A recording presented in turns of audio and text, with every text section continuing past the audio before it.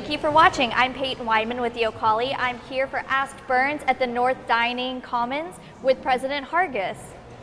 Great. Well, Peyton, thanks for having me. This is great, and what a fantastic facility this is. This is really beautiful. So I'm told there are no fryers inside of this dining area. Very healthy, very healthy. And of course, it's basically right next to the Commons and really convenient for everybody. So I encourage everybody to come up and enjoy it. The food's great here.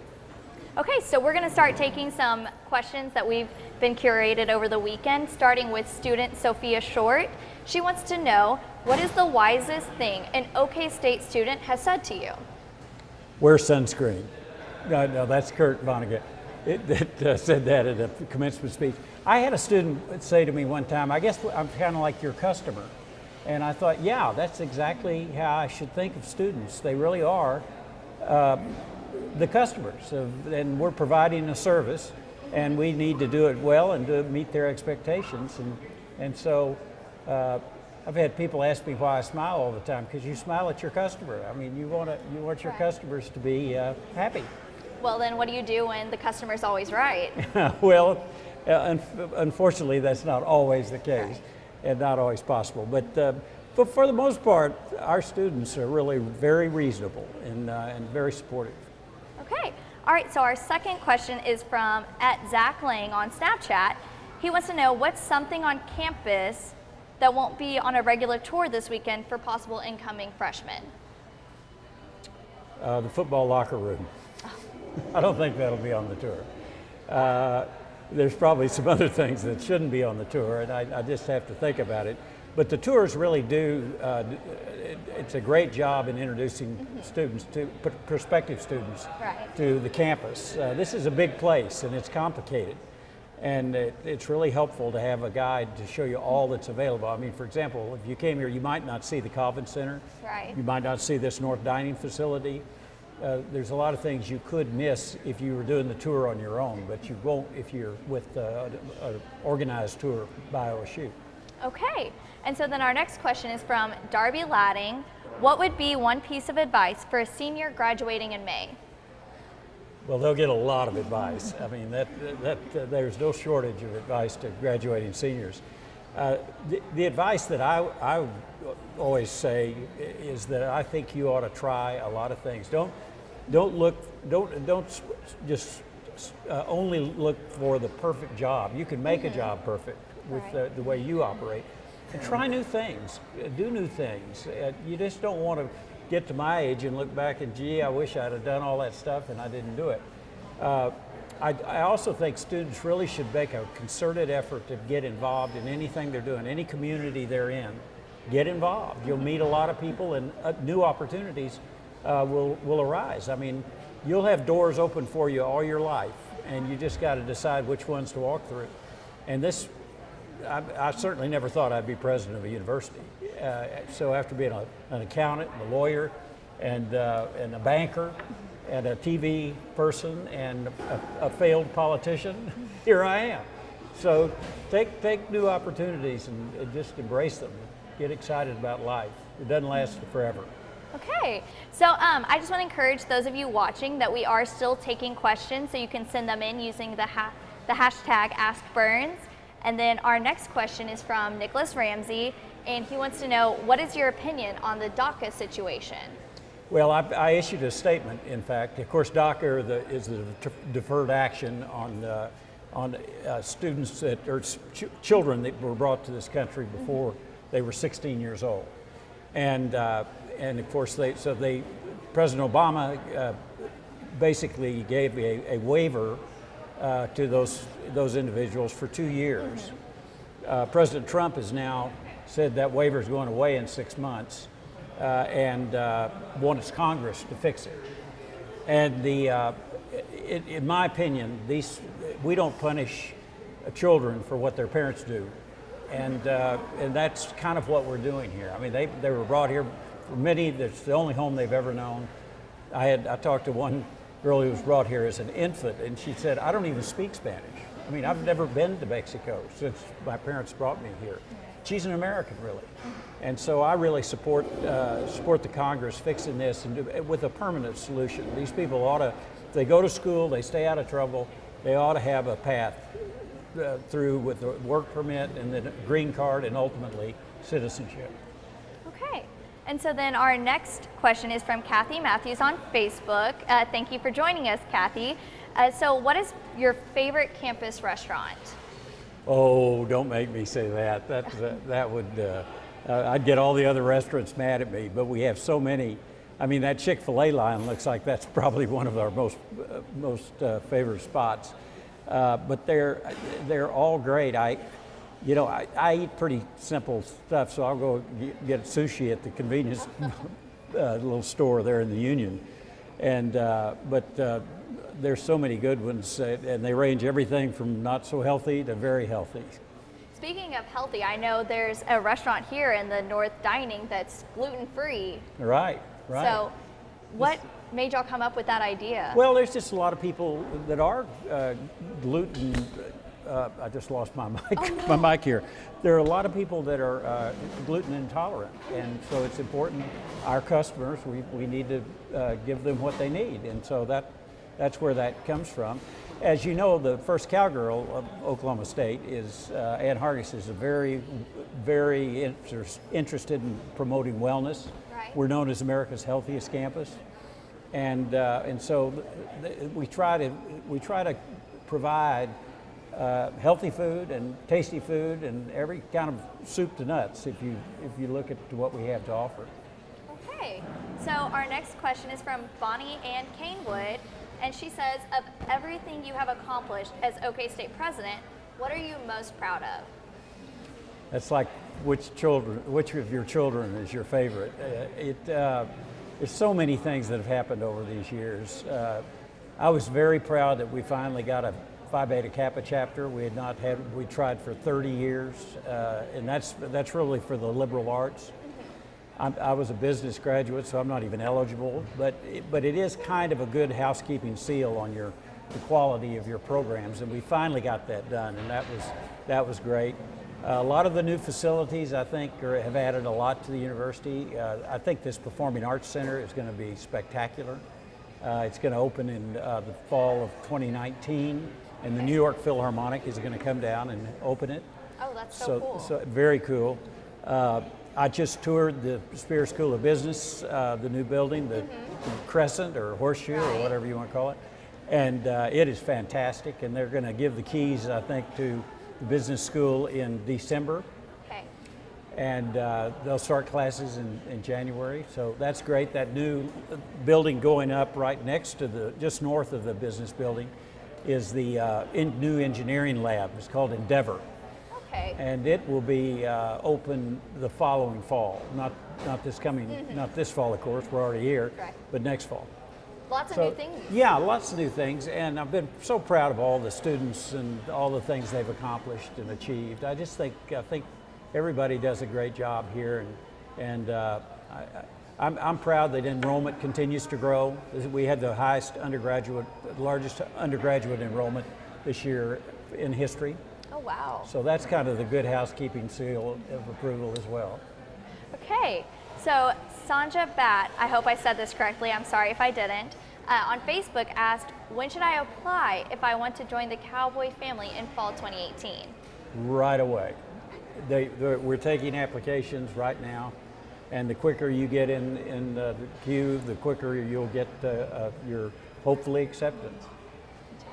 Okay, and so Ross Greiton wants to know, what's your favorite thing about OSU, and also says he can't wait to be a Cowboy next fall. # OKState22. I know it sounds a little schmaltzy, but if that's a word, but it's the students. I mean, it really is. It's interesting. This school started as a kind of an agriculture Right. school and an engineering school, and its student body was mostly from small towns. Today, the vast majority of our students come from metropolitan areas, but somehow that rural kind of small town ethic of how you treat each other and just being kind and welcoming and valuing everybody, I think is it just permeates the campus. And so being around all these students and watching how they interact and grow, and here you are a senior now, and remember when you were just, just wide-eyed and scared to death when you first stepped on campus. It really is a great, it's a great feeling to see all of that.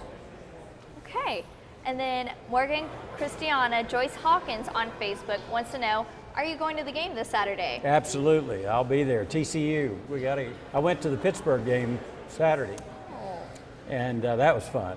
That was a lot of fun. That was a good game. Yeah, we did very well. Coach Gundy and his team and his staff have done a wonderful job, and it's fun watching Mason Rudolph on his Heisman quest, or James Washington, or even Zach Sinor. I was about to say. The punter. He had a little setback there in the Pittsburgh game, but he did great otherwise. He never gets a chance to punt. No, he doesn't. The Cowboys just keep scoring.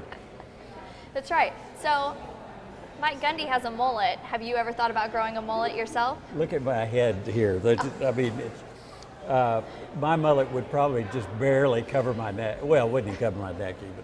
No, the answer is no, Peyton. I have not thought about growing.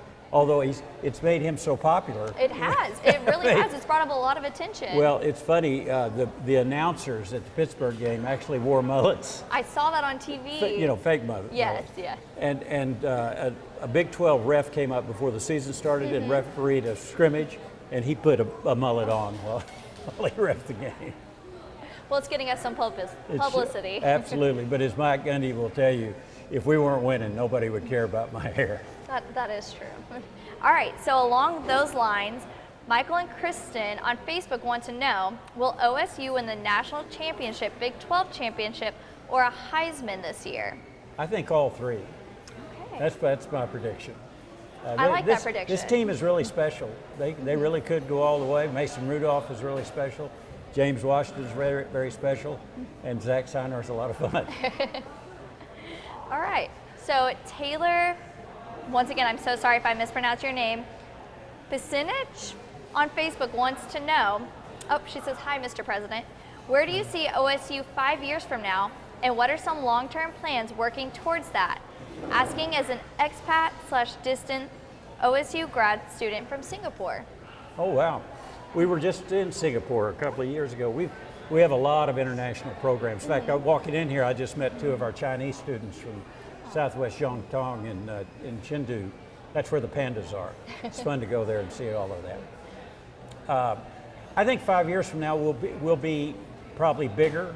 Mm-hmm. There is kind of a limit to that, I think, and still maintain the intimacy, just the small, right.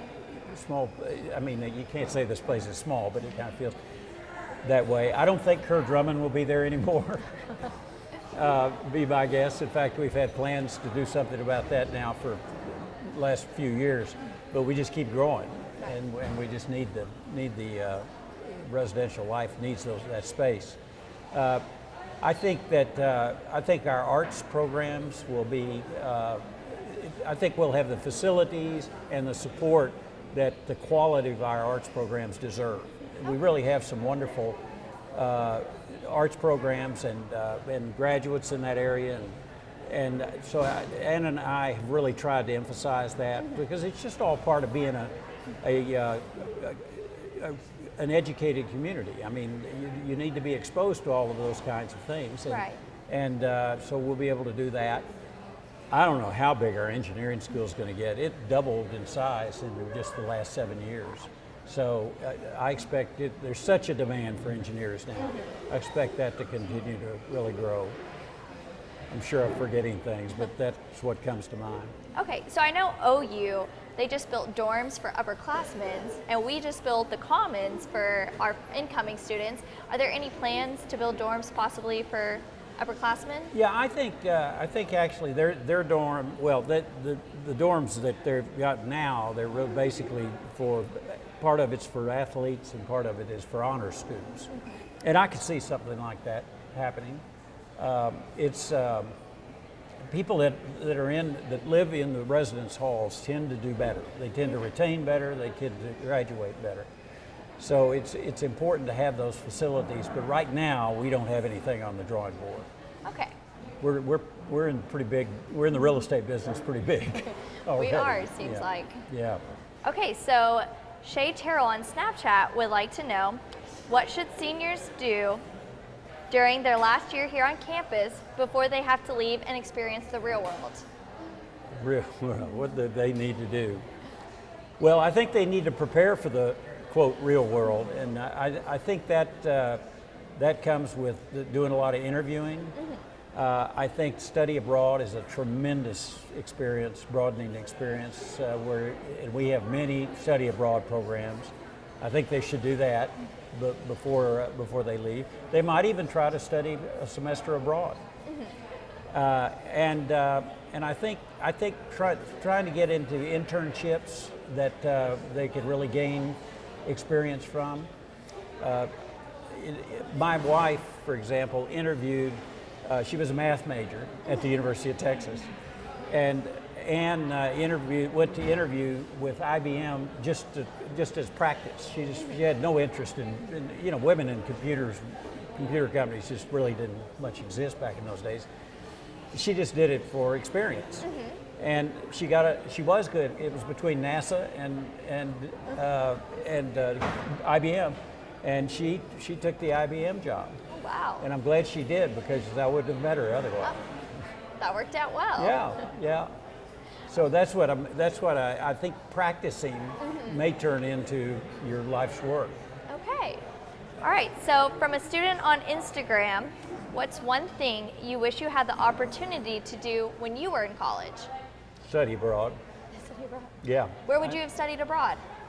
Well, I'd like to be a little more adventurous. Everybody will say England, Spain, Right. Italy, France, and all those places are great. But I think going to some places that people maybe haven't necessarily thought about, in Asia, for example, is really a broadening experience. We were in Shanghai, and this student from little bitty town here in Oklahoma had gotten over there, but had not reserved her dorm in time. And so she actually was living on the economy. I mean, she didn't know a word of Chinese. She didn't know how to make the laundromat work. I mean, it's just nothing. And now, now she's this worldly individual from that experience. So I never did it, and Ann and I have traveled abroad a lot over the years, and really have learned so much. And so that's what I wish I'd have done. Okay. So And maybe studied a little harder. I think we all wish that sometimes. So Kara Cummings from Facebook wants to know, you mentioned study abroad. Are you hoping to further increase the rate of students studying abroad? Absolutely. And we have several alums, many who have worked abroad, who have provided scholarship money for students, and we want to do a lot more of that. We're going to try to. I'm going to try to raise some pretty good money for this, because I just think it's so important. Okay. So Lee Drake on Facebook has a question I'm sure you've never heard of before. Mr. President, can we do something about parking across campus? The thing is that we have got a ton of parking. It's just not next door to where you want to go. Right. And in fact, I think Steve Spradling, who runs our parking, told me that we have more parking spaces than the University of Texas, which is like 3 times our size. Right. And it's we have the same thing. I spent most of my career in Oklahoma City. Everybody thinks you ought to be able to park right in front of wherever it is you want to go. Well, you go to Chicago, that doesn't work, or New York. Right. And this, we are always trying to add more parking, and I'm trying to add more parking garages so we don't have so much asphalt on the ground, and which is hot. True.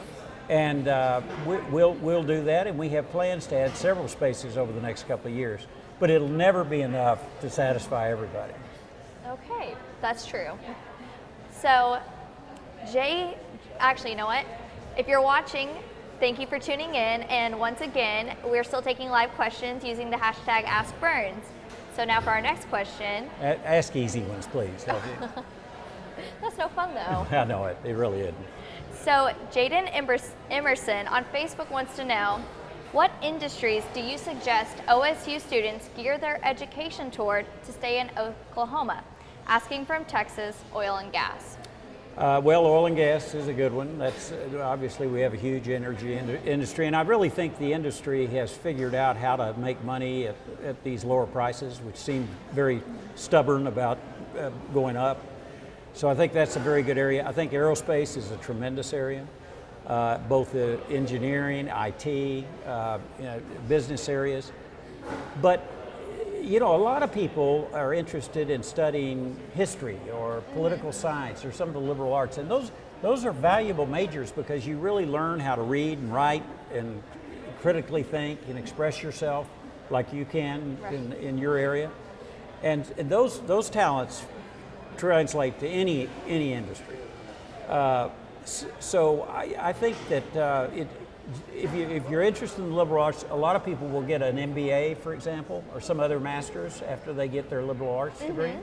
And actually, during my business career, I really liked to see that because I knew the person had the ability to communicate, both in writing and verbally. And so and we can teach you most of the skills at our bank that we need you to know. So I think I'd study something that you really love and you'll be successful. Okay, I like that advice. Yeah.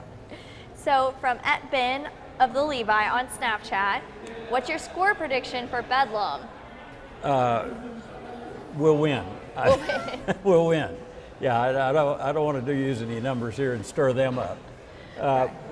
But back on that other question about what you study, I do encourage students to take different courses, electives, because you don't know. You may be surprised that you just love something you never thought you'd love. For example, I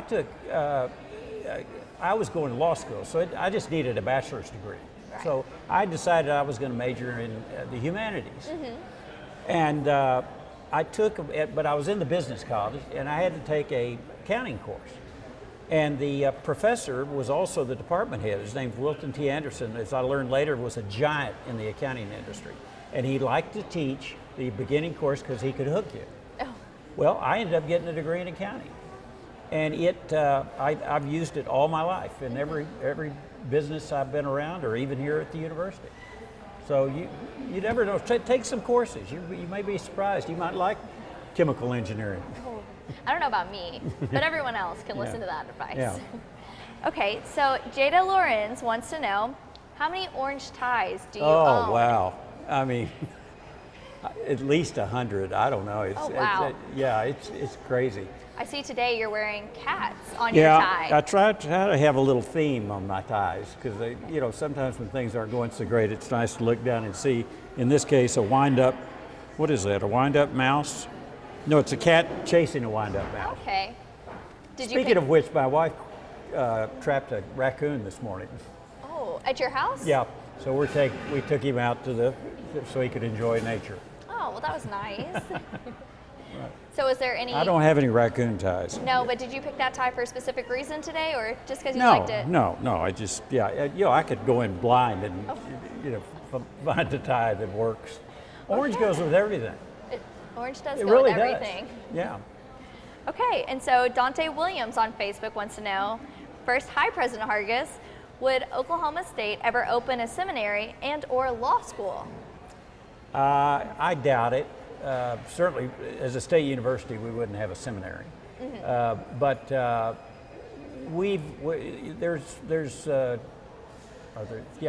three. Does Oral Roberts still have a law school? I can't remember. But Tulsa University has a law school. Of course, the University of Oklahoma, and I went there. That's where I got my law degree. We'll forgive you. But yeah. But you don't. Law school enrollment has been going down dramatically the last few years, and I doubt if we'd get into that area. Okay. So Morgan Christiana Joyce Hawkins on Facebook asks, do you have a time of the day where students can come to your office to speak to you about concerns? I don't have a time of day, but I've never turned down a meeting with a student. Oh. So if you have if a student has a concern, just call my office and make an appointment, and we'll talk about it. You're my customers, right? That's right. All right, and so Neil Rosser on Facebook has a question.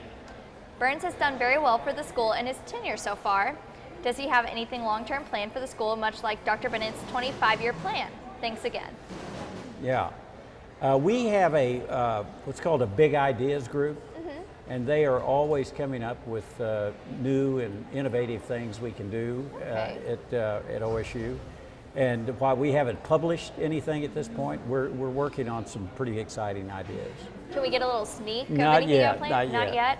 When will one of these be happening? Oh, I would think in the next year or so. Okay, so be looking out for the next year then. Yeah, there you go. Okay. So, We're gonna wait till after you graduate. Of course. I have to leave. Yeah.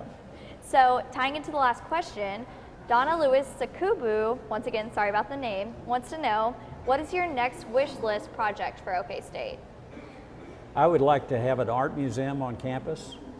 We have our art museum in the old post office downtown, but I think that would kind of complete, and we also want to renovate the Saratine Center into more of a theater venue, and so I want to get that done. I want to get a place for the band to be able to put their instruments up by the field so they don't have to lug them all the way up the I'm sure they would appreciate that. Yeah. So I've got so many ideas and so little time left. I mean, I'm not saying I'm leaving anytime soon, but there's a lot to do. Okay, and so we have 5 more minutes for people to submit questions using the hashtag #AskBurns. And so I just want to thank everyone for viewing and watching us right now, though. So Michelle Youngblood Miller wants to know, any plans on reinstating an OSU rugby team, please? Yeah, well, that's a club sport. That's not a varsity sport. And that really, those club sports are pretty much organized by the students. Okay. And they can get authorized. But we have a number of club sports.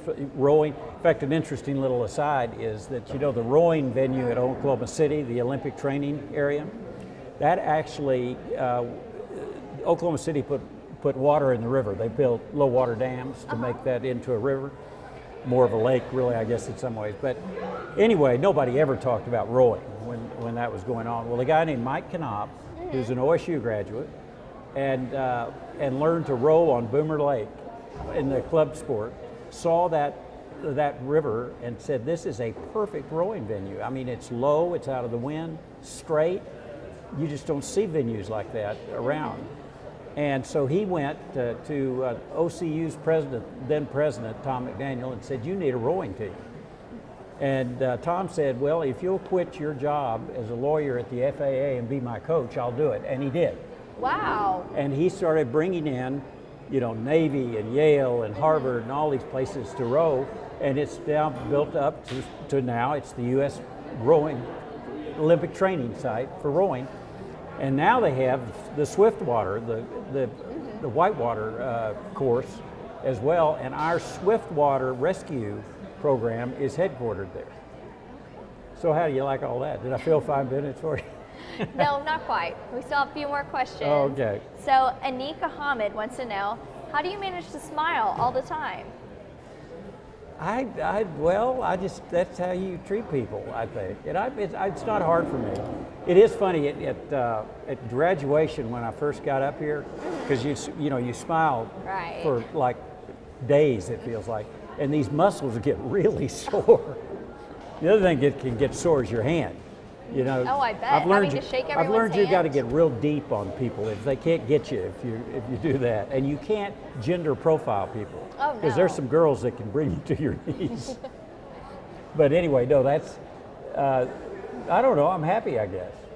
Well, good. We're happy you're happy to be here. Well, thank you.